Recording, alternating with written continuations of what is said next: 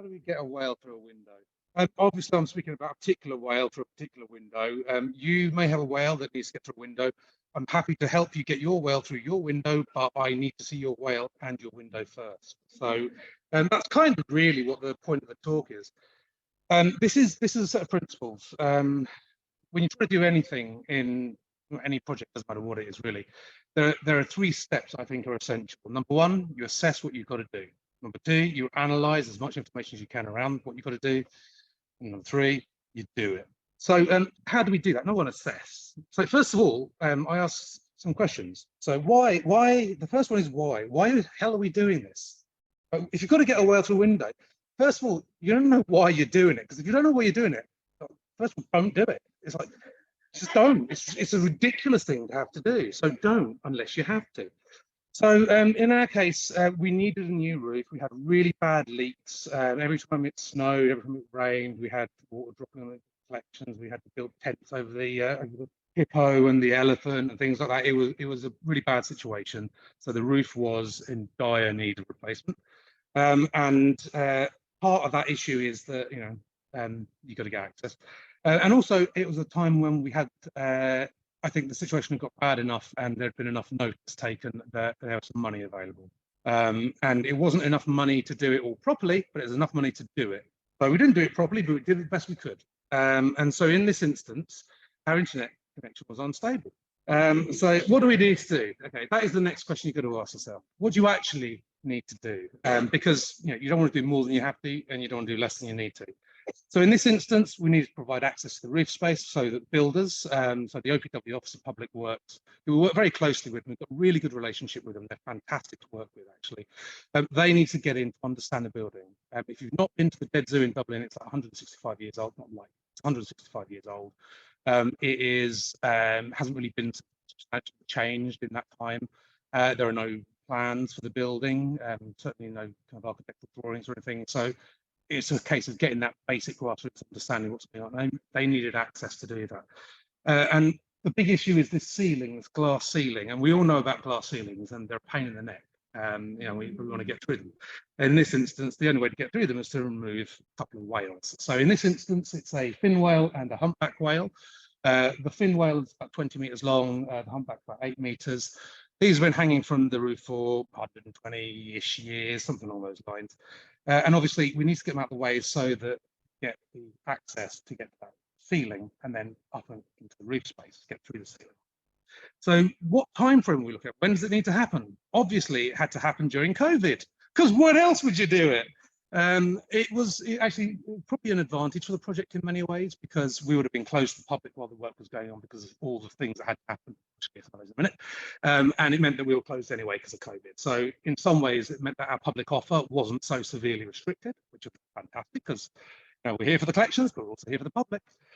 So it was nice that was kind of useful. And also, frankly, for me, it was wonderful because it meant I wasn't stuck at home, going mad in a tiny little house in Dublin, while everyone else was stuck at home going mad in their usually tiny little houses in Dublin, because we were in working the whole time. This was a priority project, so we were able to get out of the house. So it's kind of nice. And also, there's nothing quite like walking to the centre of Dublin and there's not a single other living soul around. It's like 28 years later. So what we actually working with? Where is all this taking place? So this is a kind of cut through of Merrion Street, the Dead Zoo. And this was one of the architectural scans that was taken kind of a little bit prior to this project, so they could start to get an understanding of what was going on with the space. As you can see, it's a very densely packed display building. It's a really historic display. It's a cabinet-style museum, full of stuff, absolutely jam-packed. So the window we're talking about is this little thing with a red box around it. You see it? Yeah. And just to give you an idea of the whale, those are the whales that we had to get out that window. As you can see, there's a bit of an issue with the sizes. So, that was an issue. Also, the other thing we had to think about is, like, in terms of where it's happening, it's a really, really busy space. So the whales are hanging directly over, and in fact, the fins of one of the whales is touching the top of some of these mahogany and plate glass cabinets, which are built in the 1890s. It's not really a very nice environment to have to be taking whales down from, because you can't get access. It is It's just really difficult to move in the space as a member of the public walking around looking at stuff, never mind when you're trying to move large objects around. So that was something we had to think about quite a lot. The other issue is that we are part of a government complex. So the dead zoo is this green bit, and the red is the Shanad and the Dáil, which are the kind of parliamentary buildings for the Irish state. And all the bit in red is the bit which is controlled by the military police, and which they are really, really strict about providing access to.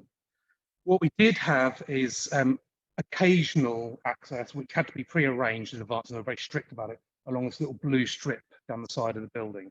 Fortunately, the window was on that side. So we had to get out of the window at the back of the building and bring whatever we took out of it along that blue strip, but only on a Monday or Friday, and only with prior permission. Because the Taoiseach, that's the equivalent of the Prime Minister, parks his car down there. So who's going to do this work? Because we have a very small team in Dublin, and it meant that we could have, there are a lot of stakeholders as well, because we've also got the Office of Public Works responsible for physical building, and obviously we've needed a lot of contractors because we didn't have an in-house team able to deliver the work. So yeah, the people that we used, I mean, Nigel Larkin provided us with some information at the outset, but he wasn't available to do the actual work. So we work with Inside Out Animals, based in the Netherlands, and great. William Trace and Sons are kind of movers that we use in art handlers. Maurice Ward, also art handlers. Mark Gill's a structural engineer who was really heavily involved in the project, because there's a lot of structural elements which need to be considered. Georgina Malloy worked on designing scaffolding. She's a scaffold designer. That is a thing, and it's a really complex piece of work, because it's really dangerous stuff. It's probably the most dangerous thing you can do on land, is to build scaffolding. And so if you don't design it properly in the first place, people die on a regular basis. And McCrory Scaffolding, they were really good to work with, actually. Hoist Tech provided gantries and things, and a guy called Jack drove the crane, which allowed us to lift the whale out, he was brilliant. So get in with a good crane driver and you're sorted. He's like an artist. So the next step was to really analyze what we had to do step by step. And you know, that was literally listing out step by step in sequence everything we could think about, putting some time frames on it, figuring out who needs to be involved in the process, building some Gantt charts that allow us to kind of organize the sequence of events more effectively, and kind of as you add more and more data, the Gantt chart gets bigger and bigger. It's funny that. So what starts off as a fairly straightforward looking process suddenly becomes like epic, properly epic. And this is all going alongside other decants. Anyway, not talking about that. Another part of the analysis process is to produce all the plans, because obviously, you know, knowing what you've got to do isn't the same as figuring out how you're going to actually do it. So lots of risk assessments and method statements, and lots of schedules of work, and all those sorts of things. So it's a case of figuring out all the things that you need to consider, you know, be it you know, the risk assessment of having to use gantries to take the weight of a whale when it's sitting on a scaffolding platform, which is then supported off the floor, and then back props using acro props all the way to the ground floor, because the floor loading on the first floor can't take the weight of all the stuff. Those are the sorts of things you have to step by step plan your way through. And you know, if something goes wrong, someone dies. You know, never mind the specimens being damaged, someone dies. And that's why it's so important that you do this initial analysis on all of this kind of work, because it's people's lives at stake. And specimens are really important, but people's lives are more important. In terms of the actual planning of the moves, it was a case of figuring out, can we actually fit stuff out? So we took the plans that we did have of the building, which were kind of quite superficial, but they're useful. It allowed us to figure out a way in which we were going to move. We got scans of the actual specimen, because you know, if you know how big your window is, you need to know how big the whale is to be able to get it out. So we needed to know what the single largest part of that specimen was going to be, so that we would be able to make sure that we would actually be able to fit it out. Otherwise, we'd have to take a totally different approach to removing it from the building, and it had to come out. So you know, this is just like an idea of some of the scaffold designs. You know, there was a huge amount of thought, and every single one of these designs got worked over again, considered, discussed, and then usually adjusted. Very seldom did the first idea become the last idea. And that process is absolutely essential. And it's about getting as much information from as many different people with as much different levels of expertise in different areas as possible. Diversity is important. One thing above all others is to get different perspectives, different expertise, different understanding. And the whole point of diversity is to be able to bring all of that together to do things the best way you possibly can. And say, even when the final drawings were made, which had all the weight loadings and the plans all signed off by the architects and by the structural engineers and by the scaffold designers, when you actually come to do the move, you still need to be making adjustments. You still need to be thinking about how you're working within the constraint of what you've been told you've got, knowing where you can put gantries or where you can't because you're overloading that particular area of a piece of scaffolding, for example. And you have to just keep that constant review and update. Analysis, right? Communicate with all the stakeholders. You've got to train people up, and you've got to learn from the people you're training as well. And people come with all sorts of knowledge you don't necessarily understand, or you don't necessarily expect them to have. Listen to what people have got to say. They can really save you so much grief because they might know a better way of doing something. Share and discuss the plans and methods of work. Communication is everything. Toolbox talks. This is a kind of a building trade thing which came up on the day. I didn't know what the hell they're talking about at the time. And then I realized, it's just having that session before you actually start doing the work to brief everyone about what is going on, to make sure everyone is absolutely clear about every single step in the process. We all do that, but having that kind of sense that it is a thing is really useful because it means you build it into the structure. You say, we do a toolbox talk before we do anything. It's important. And of course, you've got to plan how you're going to share this whole process with the public, because the public is still part of the process.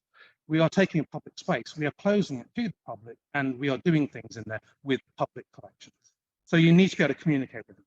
And in our case, there was the Dead Zoo Diary, which Nigel was absolutely champion at keeping up to date on, because most of the time I was too busy standing on a scaffolding platform someplace or grabbing hold of the other end of a whale to be taking photographs and so on. But Nigel was really, really on the ball about making sure that we shared what was going on.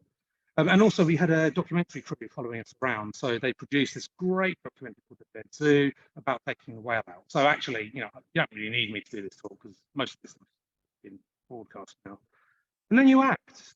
So that's the easy bit. You take the window out, you build a raised floor so you can get up to the level of the window. You build a scaffolding platform on the outside of the window.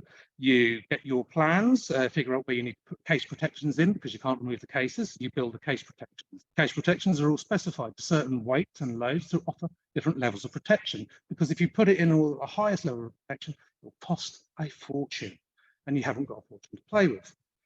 You put in your gantries and you take down your whale. It's pretty straightforward, really. This is the smaller of the two. I'm not going to dwell on that. The main thing that we found from this part of the process was that building stillages on site actually worked really effectively. Stillages are just a frame which holds the specimen really securely so that you're able to move it around. We could flip this on its side. We can move it around all over the place. It took a good few days to build it because there's so much discussion and planning. You have conservators, you have carpenters, you have curators all talking to each other, figuring out the best way to do it. But it worked really effectively, and we were able to easily get that smaller whale out the window, winch it down, no problems at all, back in the truck, off it went. Then we had to backdrop all the ground floor, build the scaffolding, lay out the scaffolding, and clean the whale. Then, once the whale was clean, we put on all the labels to make sure that all the bits could go back together again, and you were it all was. Then the guys got in and started taking it apart. The hardest part of this was probably getting the gantries in over the specimen, because we had to actually literally put a scaffold tower on top of a scaffolding platform and then literally just manhandle it across the specimen. It was pretty scary because it could have tipped down at any point, but we put loads of systems in place to try to prevent that from happening. It wasn't fun, but we got there in the end. And the whale started coming down. It's a relatively straightforward process until we got the skull. The last bit was getting the skull off the platform, and we put it into another crate, another stillage, and wheeled it out the window. And that's how you get a whale out of the window. Thank you very much.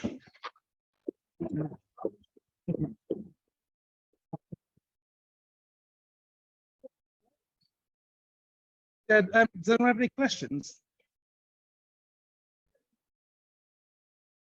So the building used to have a different access route. So the door which we think of as our like front door now didn't used to exist. That was added after Wales. Oh, sorry, yeah. For those who know, how did the whale get in the building in the first place? I think Nigel could probably answer the question better than I can. So do you want to give him the microphone? Like I say, this is why you talk to people and get the person who knows most to do the talking. Basically, the building you saw in the original overview by Paolo of the green building surrounded by the very hostility for our politicians. That building you're looking at there is like the skull is actually a science college, but they took over the entire district and built it a mixture of Whitehall and as the Parliament. And they stole bits of off our building, including a major access route that you could have gotten very large objects in to then go up a big stone staircase and then come into that central very large hall. So we've lost that.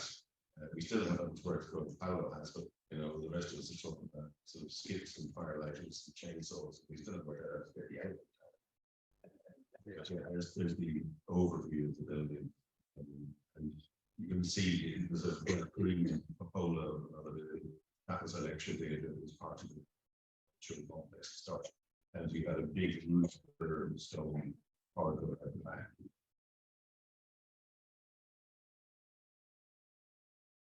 Sorry, I hope you don't mind. So thank you to Paolo again, because time's moving on and I realise there's no distraction.